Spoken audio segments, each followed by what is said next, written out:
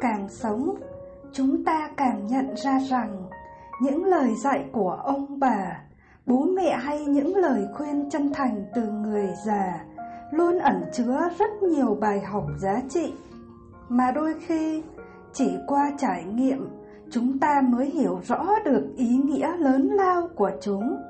Có lẽ để đúc kết được tất cả các bí quyết giá trị ấy sẽ còn phải tốn không biết bao nhiêu giấy mực.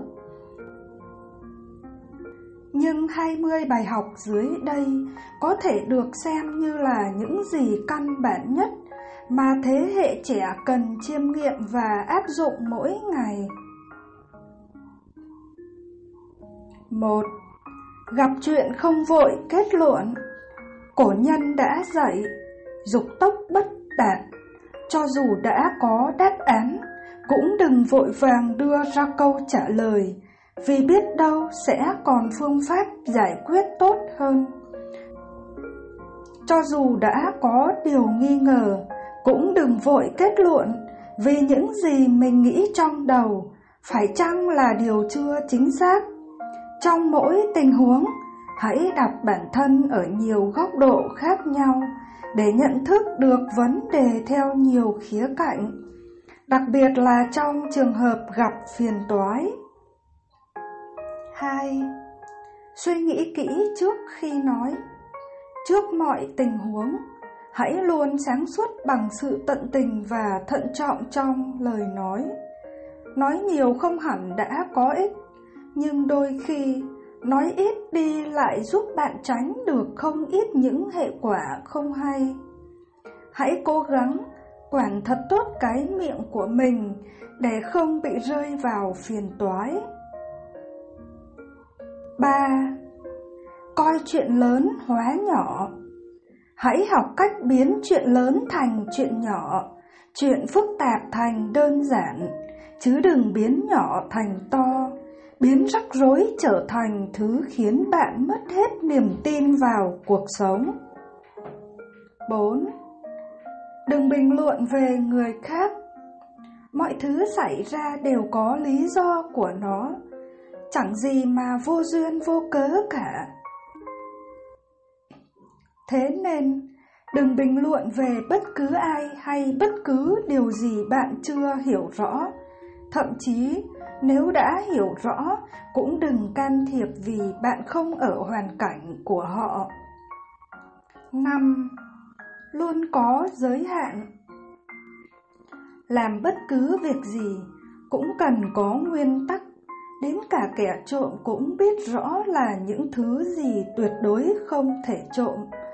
Có thể làm hết mình, làm đến giới hạn nhưng không làm đến tuyệt.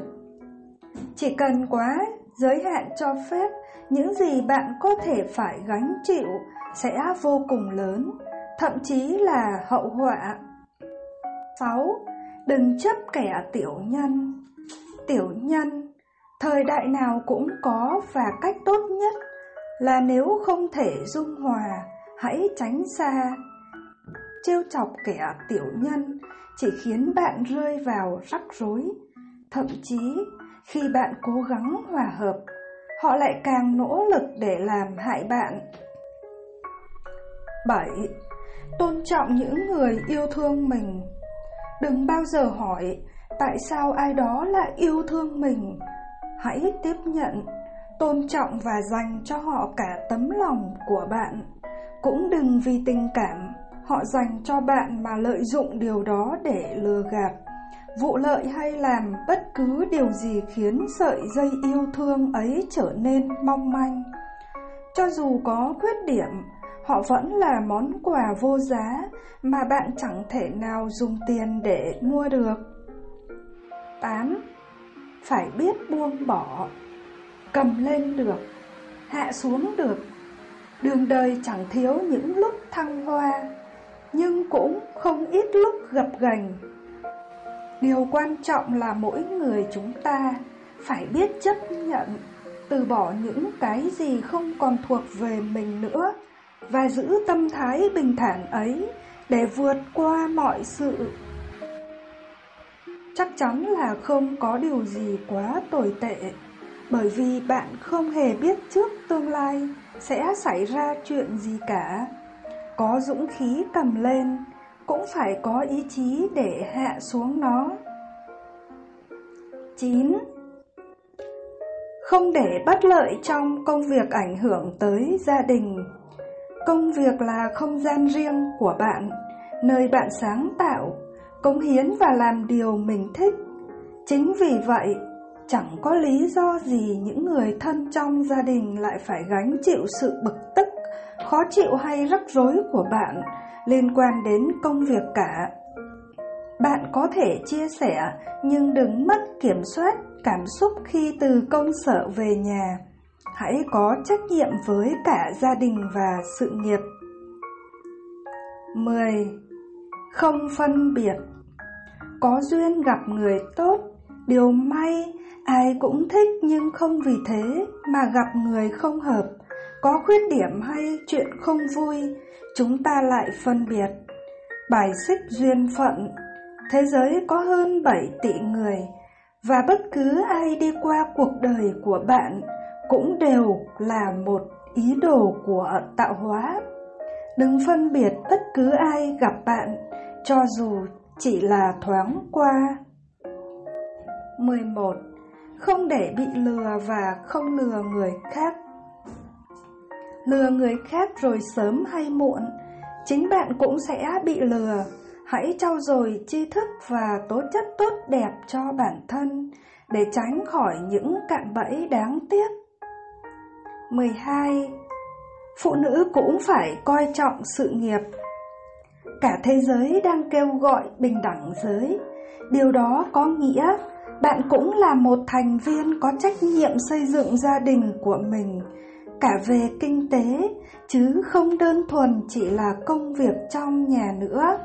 Kỳ thực, một người phụ nữ làm tròn cả việc nhà lẫn đam mê bản thân sẽ luôn cảm thấy cuộc sống ý nghĩa, hiểu bạn đời và đẹp về mọi mặt. 13. Sạch sẽ. Sạch sẽ tuy ai cũng biết, nhưng không phải ai cũng nhớ để làm. Giữ bản thân luôn sạch sẽ giúp bạn dễ gây ấn tượng với người khác hơn. Không nhất thiết phải ăn mặc đắt tiền, nhưng đầu tóc, quần áo gọn gàng là điều mà mỗi chúng ta cần nhớ. 14. Không ngừng học tập. Thế giới rộng lớn và có rất nhiều điều tuyệt vời ngoài kia, mà trong không gian chật hẹp hiện tại, bạn không hề biết. Thế nên, hãy cố gắng làm phong phú kiến thức cho bản thân, vì điều đó sẽ giúp bạn cả trong công việc, chăm sóc con cái, giữ gìn hạnh phúc gia đình và không bị lạc hậu. 15. Đừng khoe khoang khi chưa thành công. Bạn có thể chia sẻ với bạn bè, người thân về các dự định, nhưng đừng tỏ ra quá mừng rỡ, tự cao về kết quả mà mới chỉ có khả năng đạt được. Đặc biệt là đừng làm điều này trước mặt đồng nghiệp và quản lý. Nếu như bạn thành công, không cần nói, thì những người xung quanh đều biết cả. 16. Nghiêm khắc với bản thân. Khổng Tử dạy, người quân tử chân chính đối với bản thân vô cùng nghiêm khắc, đối với người khác lại vô cùng bao dung.